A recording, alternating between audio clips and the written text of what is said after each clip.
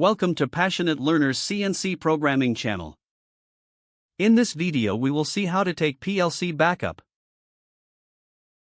Press Offset button. Press Settings soft key.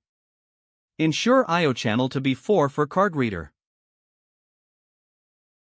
Press System button.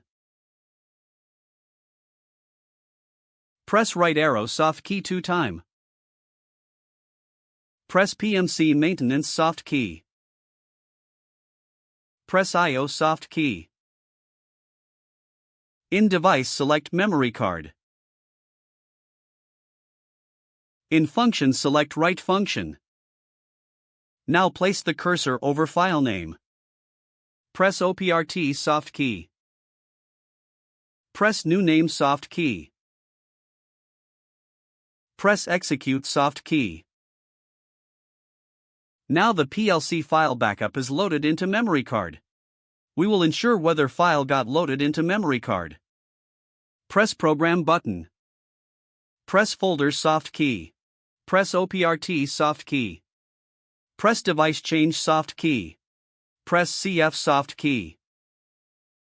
You can see that the file has been loaded into memory card.